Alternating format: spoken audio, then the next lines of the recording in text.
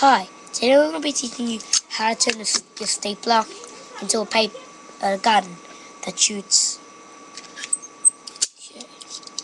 these one at a time. It's really simple. You just need a stapler, of course.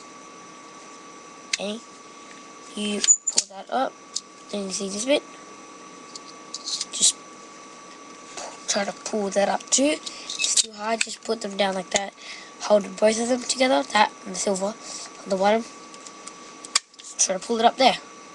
Now, just make it like an L shape. Hold like there. Well, don't hold it there or else you staple your hand. So you hold it under there. That's where it shoots. So I just went over here. I don't know if you can see it. It's pretty small. Okay.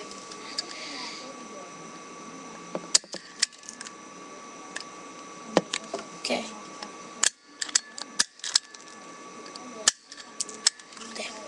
There. So please. So it's pretty easy to tell your friends how to make it. So